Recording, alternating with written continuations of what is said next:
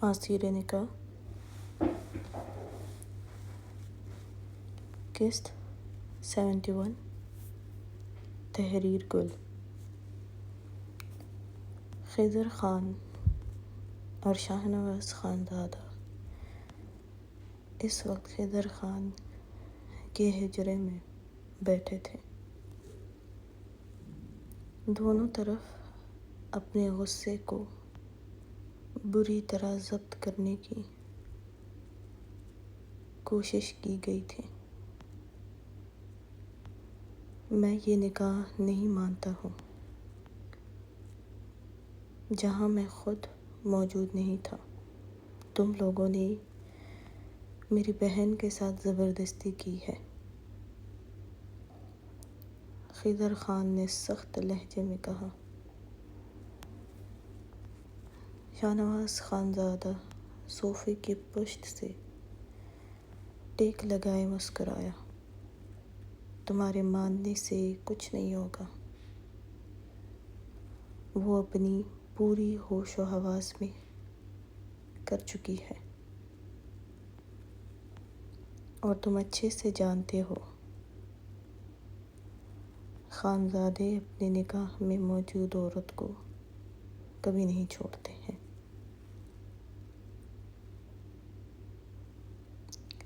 इसलिए तुम जो चाहे सोच सकते हो। हमें तुम्हारी सोच से कोई गर्ज नहीं है। शाहनवाज़ ख़ानज़ादा की बात पर खिज़र ख़ान ने लब सख्ती से भींजे। फिर कहा, मैं उसे मार तो सकता हूँ, लेकिन तुम्हारे साथ या तुम्हारी हवेली कभी नहीं रुखसत करूँगा। उसकी जान इतनी अजीज़ नहीं मेरे लिए जितनी मैं तुमसे नफ़रत करता हूँ, तुम्हारे ख़ानदान से नफ़रत करता हूँ। खिज़र ख़ान की बात पर फ़ारिस अली ने भी गुस्से से कहा, अच्छा तो आपको हमारे ख़ानदान से नफ़रत है, तो फिर एक वजूद को क्यों अपने पास रखा है? ज़िंदा सबसे पहले उसे ख़त्म करना, फिर हमारे ख़ानदान की बहू पर कुछ भी करना। लेकिन खैर, वो भी आप कुछ नहीं कर सकते हैं। अज़मीर अली खामोश था, लेकिन कुछ परेशान भी।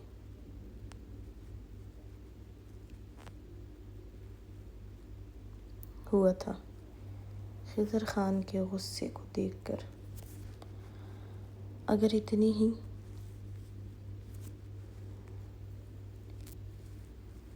नफ़रत है तुम्हें हमारे ख़ानदान से,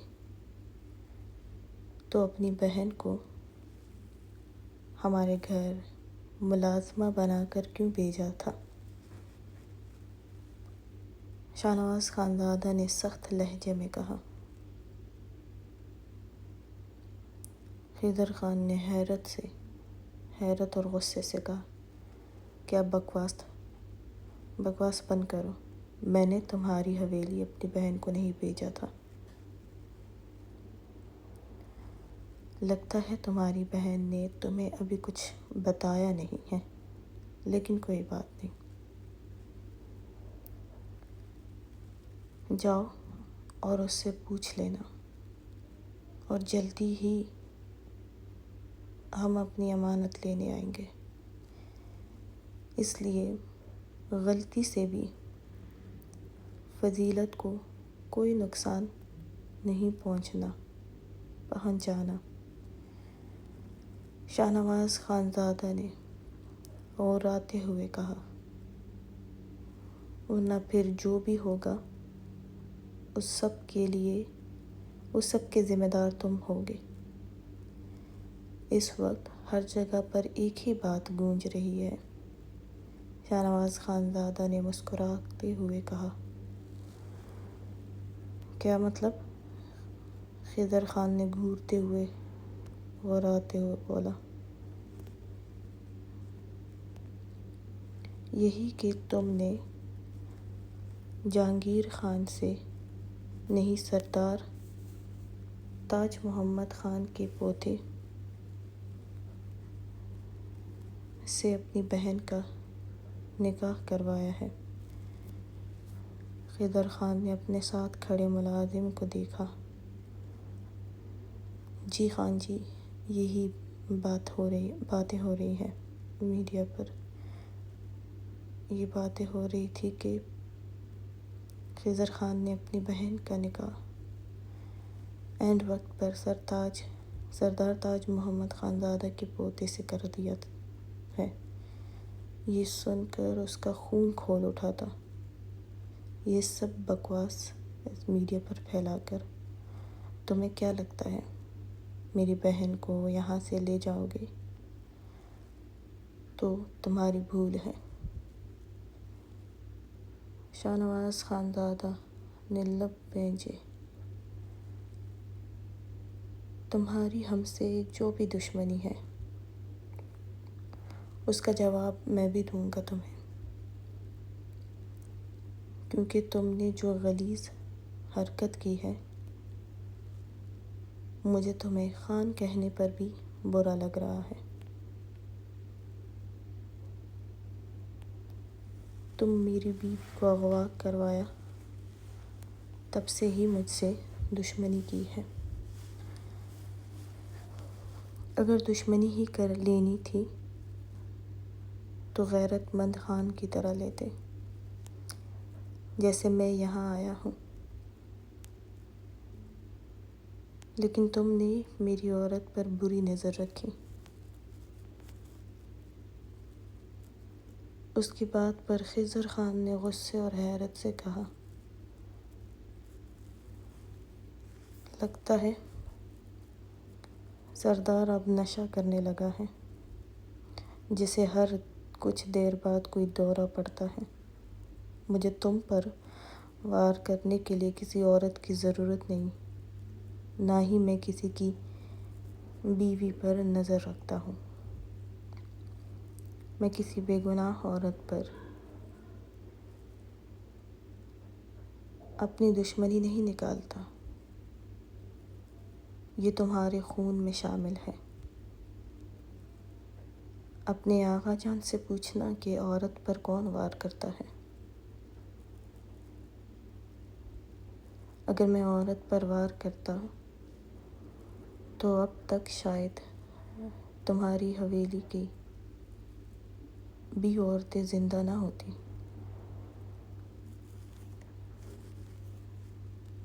وہ سخت لہجے میں بولا، تمہارے گھر کی عورت ہماری حویلی میں پھر کس لیے بھیجی تم نے؟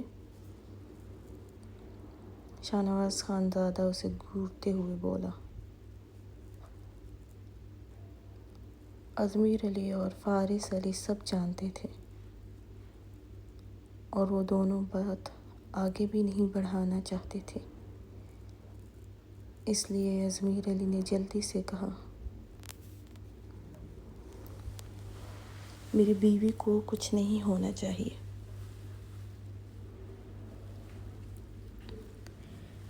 خضر خان نے اجمیر علی کو دیکھا، جی چاہا مار کر اسے یہیں زمین میں گاڑ دے۔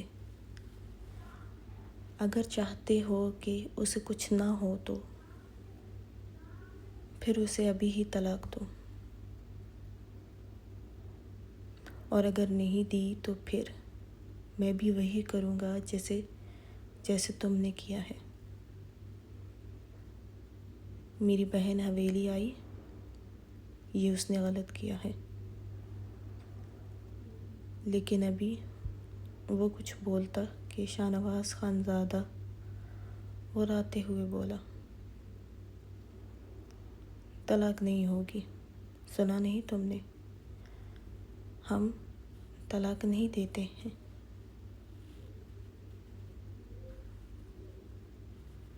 خضر خان لب بھینج گیا تھا۔ اس کا دماغ جو کچھ سوچ چکا تھا اس لمحے اس پر اب عمل کرنا تھا۔ ٹھیک ہے پھر، اب میری ملاقات تمہارے حجرے میں تاج محمد خان کے سامنے ہوگی۔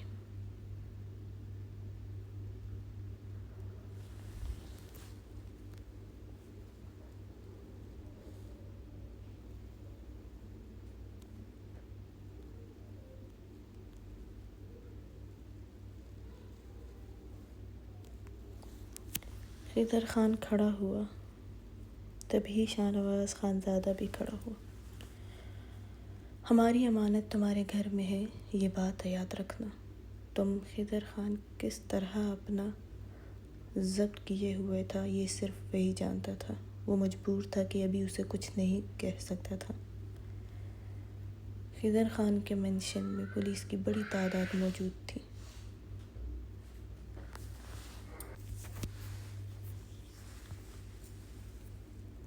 اس لیے شاہ نواز خانزادہ کا اور خضر خان کے بارے میں کسی نے پولیس کو بتا دیا تھا اور وہ یہاں موجود تھے۔ تم ہی فائدے میں تھے میری بہن کو چھوڑنے میں، لیکن تمہیں خود بات بڑھانی ہے، پھر مرضی تمہاری ہے۔ شاہ نواز خانزادہ اس کی بات پر اس کے چہرے کو دیکھتا ہوا بولا، اچھا کیا فائدہ تھا میرا؟ تمہیں لگتا ہے ہم اپنے فائدے کے لیے اپنی عورتوں کو استعمال کرتے ہیں؟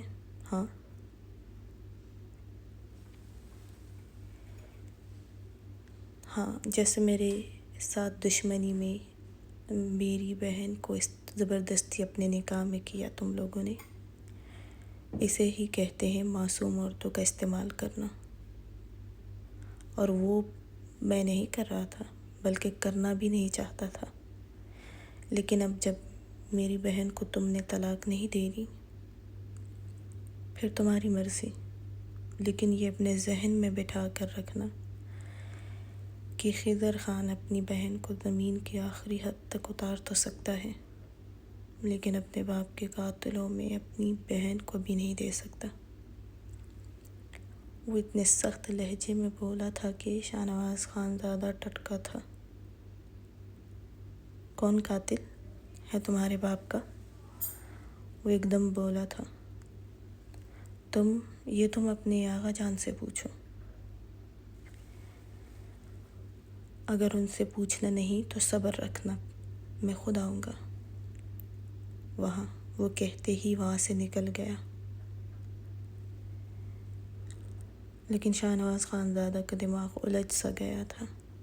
ادا چلتے ہیں، ہمارا کام ہو گیا ہے۔ شاہ نواز خانزادہ نے شدید غصے سے اجمیر علی کو دیکھا اور خود بھی وہاں سے نکلا۔ اجمیر علی نے منہ بناتے ہوئے فارس علی کو دیکھا۔ بیٹا ابھی تو یہ کچھ نہیں کہہ رہے ہیں، لیکن صبر رکھو۔ آغا جان آج تمہاری یا تو جان لیں گے یا پھر حویلی سے دھکے دے کر نکالیں گے تمہیں، اور آغا جان تک پہنچنے سے بھی پہلے ابھی وہ جلاد جو یہاں سے نکلا ہے اس سے بچنا چاہتے ہو تو میری گاڑی میں اپنی تشریف لانا۔ وہ کہتے باہر آیا۔ اجمیر علی مسکرایا۔ اس کے وجود میں جو بے چینی تھی وہ ختم ہوئی تھی۔ ان کو بھی دیکھ لوں گا، آپ ہیں میرے ساتھ، وہ مسکراتے ہوئے آہستہ سے بولا تھا۔ فارس علی نے ایک نظر اس کے مسکراتے چہرے کو دیکھا۔ میں کسی کے ساتھ نہیں ہوں، اور یہ پھیلتا ہوا منہ سمیٹو۔ ادا نے دیکھ لیا تو پھر وہ جو ضبط کیے ہوئے ہے نا، یہ نہ ہو یہاں ہی شروع ہو جائے تم پر۔ فارس علی کی بات پر وہ اور گہرا مسکرایا۔ کوئی بات نہیں، میرا سالہ ہے یہاں اور ٹکر کا ہے۔ ہاں بالکل ہے، لیکن وہ بھی کھڑا ہو کر 2 گولیاں اپنے ہاتھ سے بھی جلائے گا۔ چلے، اگر اس دشمنی کو ختم کرنے کے لیے کسی ایک کو جان بھی دینی پڑے تو وہ میں دے دیتا ہوں۔ ادا کیا یاد کریں گے میری دریا دلی کو، وہ اپنے سینے پر ہاتھ رکھتے ہوئے بولا۔ فارس نے اسے گھورا جو مسکرا رہا تھا۔ کیا تمہیں سچ میں فضیلت پسند ہے؟ فارس علی کے پوچھنے پر ازمیر علی خاموش ہوا۔ پتہ نہیں، لیکن ہاں، چھوڑنے کا بالکل دل نہیں کرتا۔ اور کسی اور کے لیے تو پھر آپ جانتے ہیں مجھے۔ وہ دونوں نکلتے ہوئے دروازے تک پہنچے تھے۔ شاہ نواز خان دادا سخت چہرے سے اپنی گاڑی میں بیٹھا تھا۔ فضیلت، جاؤ یہاں سے۔ پلوشے، اس کو اپنے کمرے میں لے جاؤ۔ ابھی اگر خضر آ گیا تو وہ بہت برا کرے گا۔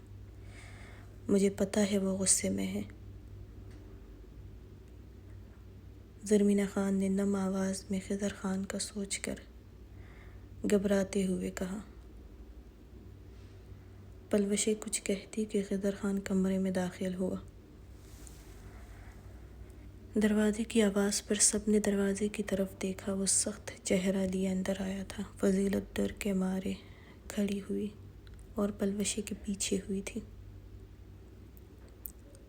خضر خان چلتے ہوئے پلوشے کے قریب آیا تھا۔ پلوشے اس کو ہی دیکھ رہی تھی۔ تمہیں مجھ سے محبت تھی نا؟ تو پھر مورے، میں پلوشے سے نکاح کرنے والا ہوں۔ ابھی 10 منٹ میں نکاح ہے۔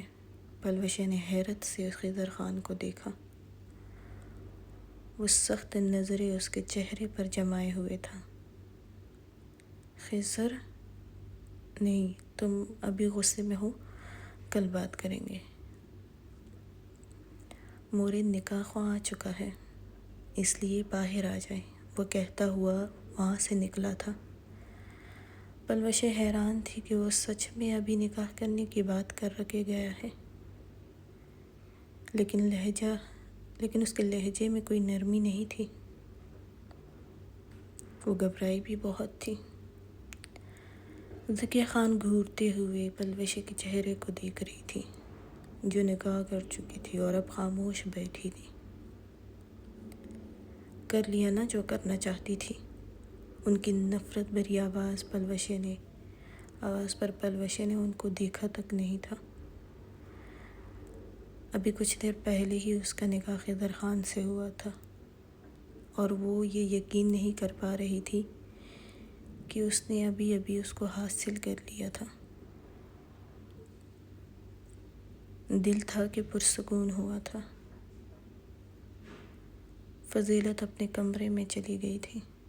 وہ بھی اٹھی تھی اور اپنے کمرے میں آئی تھی۔ رات کے 1 بجے خضر خان اسٹڈی روم میں بیٹھا گہری سوچ میں تھا اور سگریٹ ہاتھ میں پکڑے ہوئے تھا کہ دروازہ کھول کر وہ اندر آئی تھی۔ خضر خان نے چونک کر اسے دیکھا تھا۔ پلوشہ سادہ سے شلوار قمیض پہ، دوپٹہ کندھوں پر پھیلائے، ہاتھ میں کافی کا کپ پکڑے ہوئی تھی۔ وہ اس کے قریب آئی، کپ ٹیبل پر رکھا اور خضر خان کے سخت چہرے کو دیکھا تھا۔ آپ نے مجھ سے نکاح کیوں کیا ہے؟ وہ سینے پر ہاتھ باندھے بولی تھی۔ خضر خان نظریں اس کے چہرے پر جمائے بولا، کیوں؟ تمہیں نہیں کرنی تھی؟ کل تک تو مر رہی تھی میرے لیے۔ پلوشے چپ سی ہوئی تھی۔ اس کے طنزیہ لہجے پر گہری سانس لی۔ آپ محبت نہیں کرتے ہیں، میں جانتی ہوں، زبردستی کی ہے، کیوں؟ یہ میں نہیں جانتی۔ خضر خان کرسی سے کھڑا ہوا اور پلوشے کے قریب آیا۔ وہ گھبراتے ہوئے کچھ قدم پیچھے ہوئی تھی۔ یہ پہلی دفعہ تھا کہ وہ اس کے اتنا قریب آیا۔ اس کا چہرہ سخت تھا، خضر خان نے اسے کلائی سے پکڑ کر ٹیبل کی طرف دھکیلا تھا۔ اس کی کمر ٹیبل پر لگی تھی۔ وہ سسکی تھی اور خوفزدہ نظروں سے اسے دیکھا۔ وہ اس کے اطراف میں ہاتھ جماتے ہوئے اس پر جھکا، اتنا کہ پلوشے کی کہانیاں ٹیبل پر جمائے لیتی تھی۔ جو مجھ سے تمہیں چاہیے اس کے لیے محبت کی ضرورت نہیں ہے، بلکہ نفرت میں اور بھی بھرپور انداز میں دے سکتا ہوں تمہیں۔ میری قربت چاہیے تھی نا، تو آج دیتا ہوں اپنی قربت۔ تم پچھتاؤ گی مجھے پانے کے لیے۔ میری بہن کو حویلی میں رکھنے میں تمہارا ہاتھ تھا، ہے نا؟ یہ سب تمہاری وجہ سے ہوا۔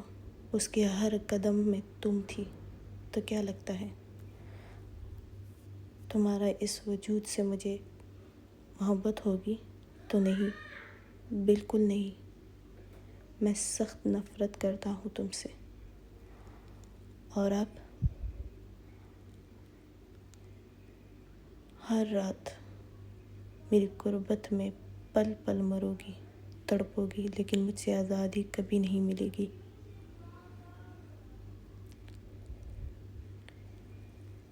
لیکن نہیں، شاید تم چاہتی بھی یہ سب تھی، اور محبت مجھے تم سے کبھی نہیں ہوگی۔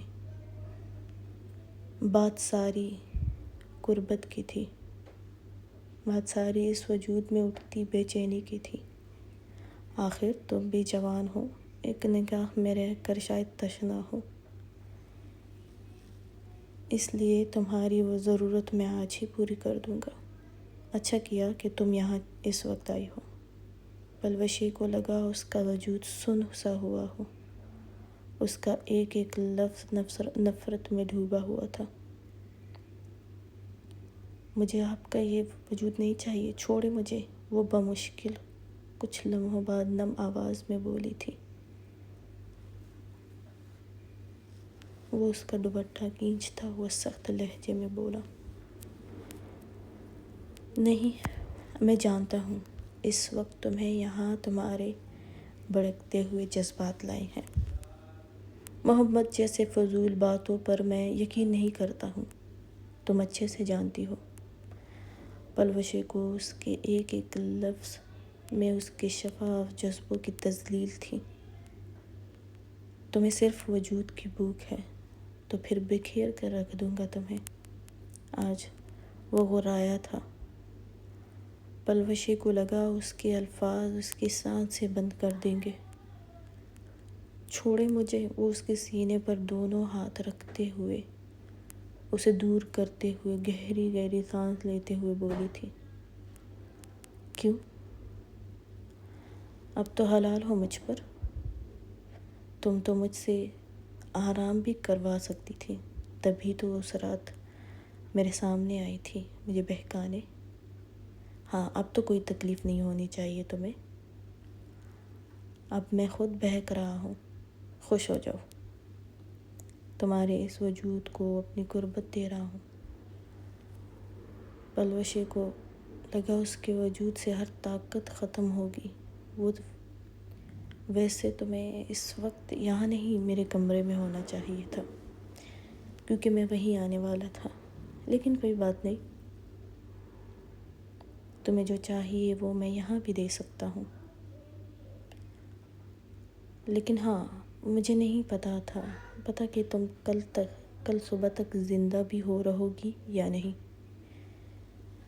میرے اندر لگی نفرت کی آگ میں تم جلتی رہو گی، لیکن شاید تم خوش رہو گی۔ تمہاری تو خواہش تھی، جو آج ایک نکاح کی صورت میں پوری ہوئی ہے۔ میں نے اور ایک ابھی پوری کروں گا، وہ غراتے ہوئے بولا تھا۔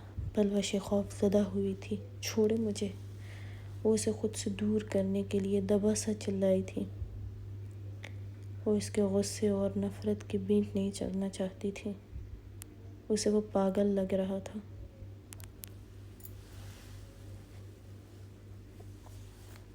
اس کی نفرت اس کے چہرے پر واضح تھی۔ خضر خان نے اس پر جھکا تھا۔ جوتے کے پلوشہ نے ٹیبل پر پڑی ہر چیزوں پر ہاتھ مارا۔ وہاں جو تھا وہ گرتا چلا گیا۔ چھوڑے مجھے، وہ چلائی تھی۔ خضر خان نے چہرہ اس کے قریب کیا۔ ہاں، یہ ناٹک بھی اچھا ہے کہ خود کو چھڑوانے کے لیے چلاؤ۔ چلو، اگر ایسا اچھا لگتا ہے تمہیں تو یہ بھی ٹھیک ہے۔ تم جیسی لڑکیاں یہی کرتی ہیں۔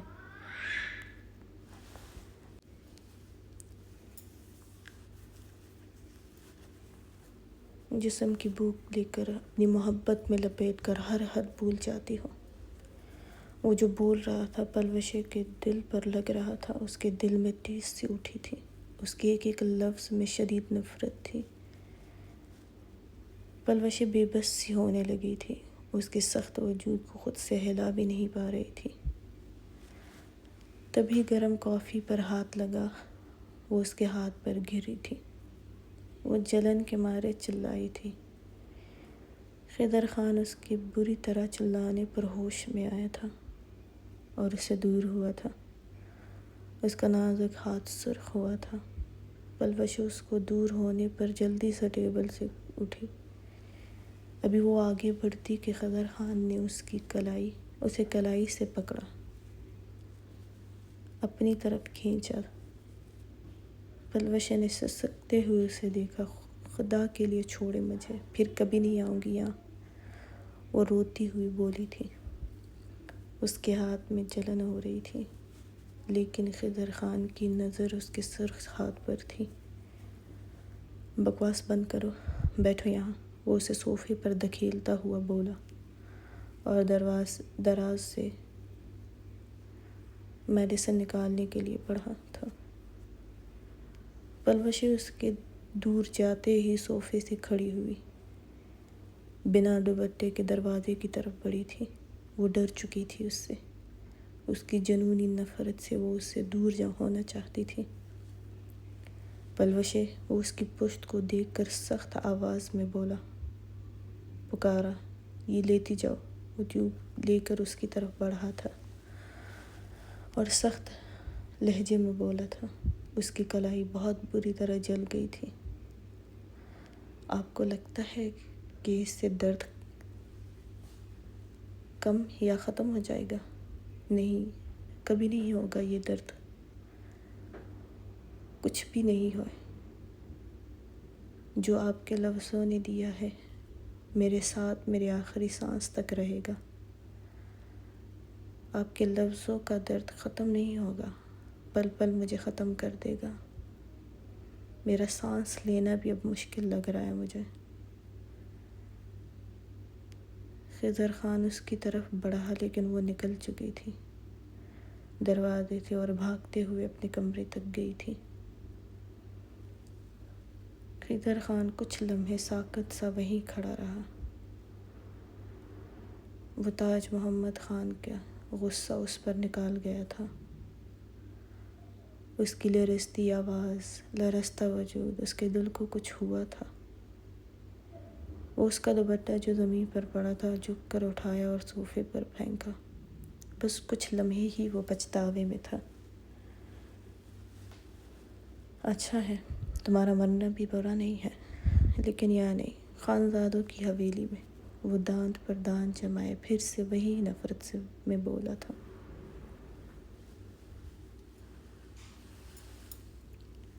خلیفہ خان نے دروازہ بند کرتے ہوئے اس کی طرف بڑھا۔ نوشین سانس روکے کھڑی رہی۔ خلیفہ خان اس کے بہت قریب ہوا اور اس کے دونوں اطراف پہ ہاتھ رکھے۔ نوشین نے گھبرا کر نظر اٹھا کر اس کی طرف دیکھا۔ نوشین سانس روکے اس کو دیکھنے لگی تھی۔ نظریں اس پر جمائے ہوئے تھا۔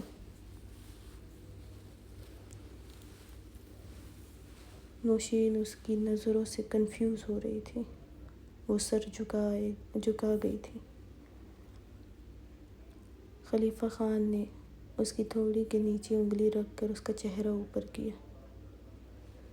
نوشین نے زور سے آنکھیں بند کی اور گہری سانس لینے لگی تھی۔ خلیفہ خان اس کی گردن پر جھکا، لمس بکھیرنے لگا۔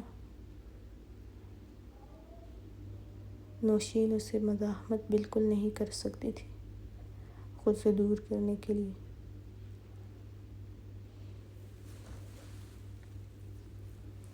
بری طرح نوشین نے آنکھیں کھول کر اس کے جھکے سر کو دیکھا۔ اس کے دونوں ہاتھ اس کے اطراف میں رکھے تھے۔ نوشین ہل بھی نہیں پا رہی تھی۔ اس کا وجود بری طرح لرزنے لگا تھا۔ مسلسل پانی گرنے کی وجہ سے نوشین نے بمشکل اپنا ہاتھ اس کے سینے پر رکھا اور آہستہ سے دور کرنے لگی۔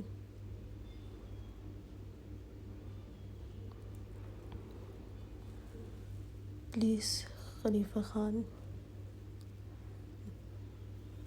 مجھے ٹھنڈ لگ رہی ہے، نوشین نے لرزتے ہوئے بمشکل کہا تھا۔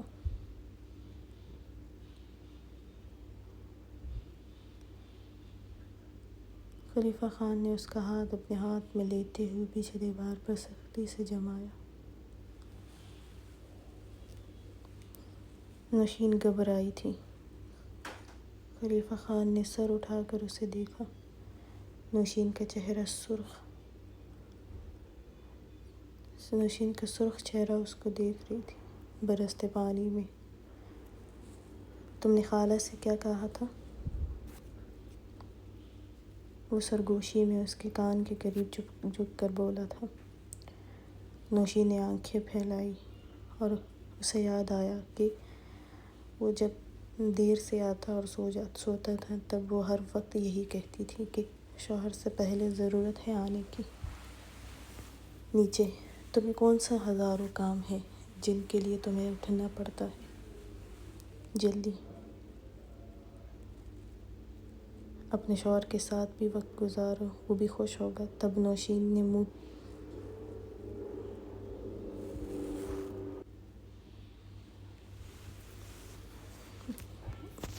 بناتے ہوئے کہا، خالہ وہ بالکل ایسا انسان نہیں ہے جن کو اپنی بیوی اٹھتے ہوئے اپنے سامنے چاہیے۔ وہ تو پیار بھی زبردستی کرتے ہوں گے، مجھے نہیں لگتا کہ وہ کبھی ایسا بھی ہوں گے۔ خلیفہ خان نے نظر اس کے حیران اور سرخ چہرے پر جمائی تھی۔ آپ کو خالہ نے بتایا؟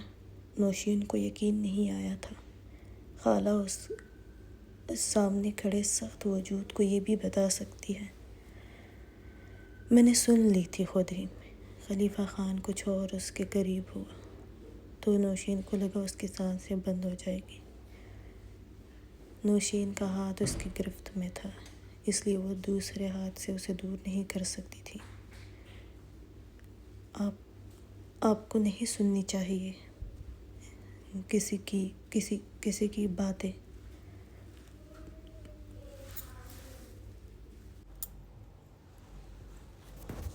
نوشین اس کی نظروں سے گھبراتے ہوئے اٹکتے ہوئے بولی تھی، کسی کی نہیں، اپنی بیوی کی باتیں سنی تھی۔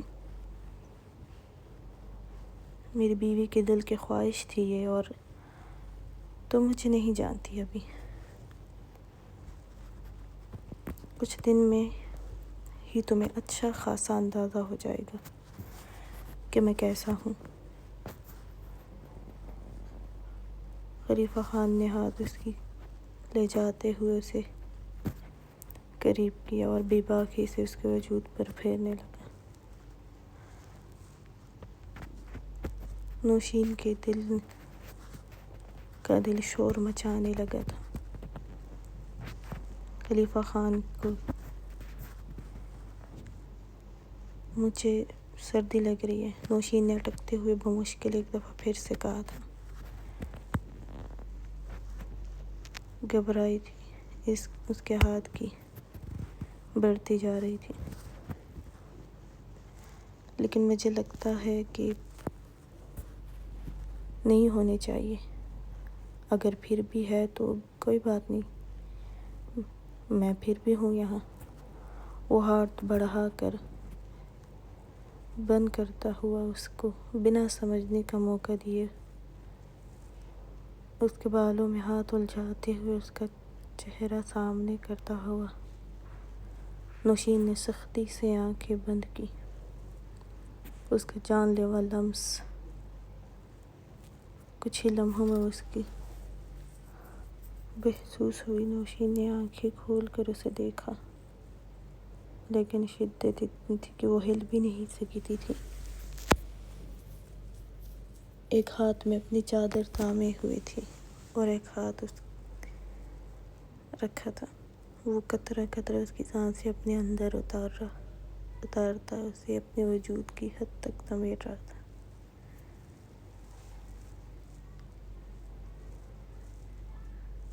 وہ سانس لینے کے لیے بری طرح جٹ پٹائی تھی، لیکن اس کی گرفت اس کے بالوں پر اور بھی سخت ہوئی تھی. نوشین نے بے اختیار اس کے سینے پر سر رکھا اور گہری سانس لینے لگی. اپنی سانسیں بحال کرتی اس سے پیچھے ہوئی اور شکوہ کن نظروں سے اسے دیکھا تھا. خلیفہ خان نے اسے دیوار سے لگاتے ہوئے ہاتھ اس کی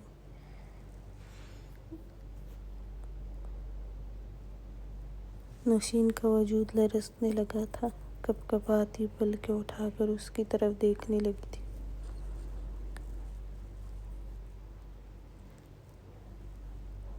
نوشین نے جلدی سے کہا، وہ میں نے ویسے ہی کہا تھا. خلیفہ خان کی گرفت اس کی چادر پر سخت ہوئی. لیکن میں سیریس تھا. میں ویسے ہی یا ایسے ہی پر یقین نہیں رکھتا. وہ دیوار پر ہاتھ رکھتے ہوئے اس کی طرف جھکا تھا. نوشین نے اسے دھکیلتے ہوئے رخ موڑا تھا. اس کی شفاف پشت. وہ ہاتھ سے اس کے بال ہٹاتا اس کی پچھلی گردن پر جھکا. کچھ ہی لمحوں میں وہ اسے اپنے لمس سے پلیز وہ آہستہ سے بولی. خلیفہ خان نے اسے دور ہوتے گہری سانس لی.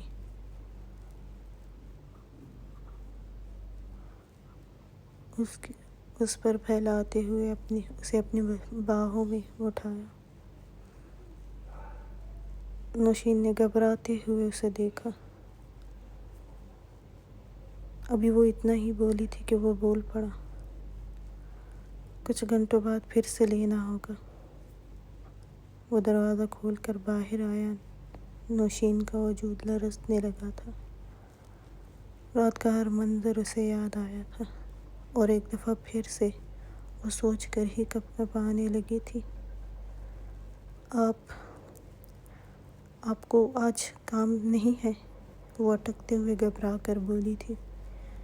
خلیفہ خان اس کے وجود کی کپ کپاہٹ محسوس کر رہا تھا. ابھی جو کام میرے اپنے وجود کے لیے ضروری ہے وہ کرنا ہے.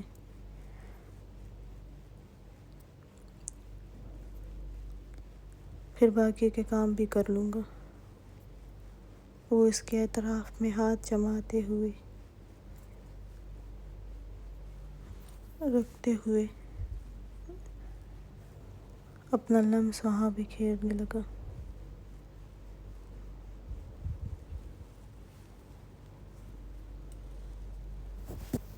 وہ اس کی اس قدر شدت پر تڑپتے ہوئے سسکنے لگی. اسے سہنا آسان نہیں تھا، یہ وہ اچھے سے جان گئی تھی. وہ سخت تھا. وہ شاید ٹھیک کہہ رہا تھا. گزری رات اس نے اس پر رحم کیا تھا، لیکن ابھی وہ اس کی شدتیں اس کی جان نکال رہی تھی. خلیفہ خان پلیز، میں نے وہ سب سچ میں نہیں کہا تھا، خالہ سے جان چھڑوانے کے لیے کہا تھا۔ وہ سسکتے ہوئے اٹک اٹک کر نم آواز میں بولی تھی۔ خلیفہ خان کے لبوں کو شاید پہلی دفعہ مسکراہٹ نے چھوا۔ وہ اس کی گھبرائی اور نم آواز میں بولی بات پر مدھم سا مسکرایا تھا اور جھک کر سرگوشی میں بولا، لیکن میں جان نکالتا ہوں، جان چھڑاتا نہیں ہوں۔ وہ اس کی سانسوں کو اپنی گرفت میں لیے۔ نوشین نے آنکھیں پھیلا کر اسے دیکھا۔ وہ اسے ہی دیکھ رہا تھا۔ نوشین کو اپنی سانس سے اسے لگا کہ وہ غصے میں ہے اور اب اس کی سچ میں جان نکالے گا۔ وہ اپنے دونوں ہاتھ سے مزاحمت کرنے لگی۔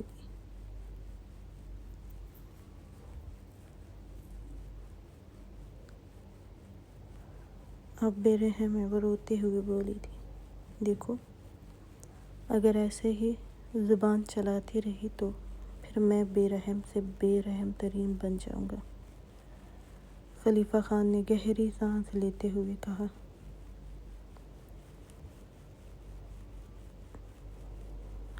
نوشین نے آنسو بہاتے ہوئے کہا، نہیں، آپ وہ ویسے بھی ہیں میرے لیے۔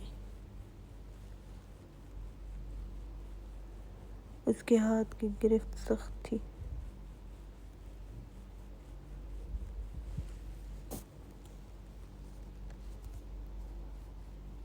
خلیفہ خان پلیز، وہ اس کی آواز پر خود کو پرسکون کرتا ہوا اس کے برابر میں لیٹتے ہوئے۔ نوشین رخ پھیرنے لگی۔ خلیفہ خان نے اسے بازو سے پکڑ کر اپنی طرف کھینچا۔ وہ اس کے سینے سے آ لگی تھی۔ رخ مت پھیرا کرو، اور یہ میں ہر دفعہ نہیں کہوں گا۔ اگر پھر ایسا کرنے کی کوشش کی تو مجھ سے بھی۔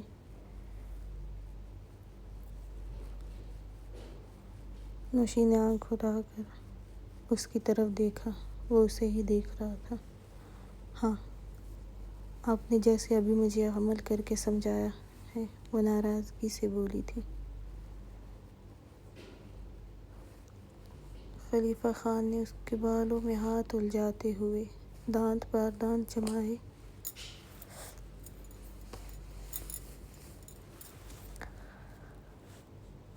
اس کا چہرہ اپنے قریب کیا۔ نہیں، یہ تو کم تھا، پھر اس سے بھی آگے جاؤں گا۔ تمہیں بتانا بھی تو ہے کہ میں کتنا رومانٹک ہوں۔ نوشین نے نظریں جھکائی تھی۔ اس نے توبہ کیا تھا پھر سے اس شخص کے بارے میں کچھ بھی بولنے سے۔ خلیفہ خان کی نظریں اپنے دیے گئے شدتوں کے نشان پر گئی تھی۔ نوشین نے بنا کچھ کہے اس کی گردن میں چہرہ چھپایا۔ دور تو وہ اس کی نظروں سے ہو نہیں سکتی تھی،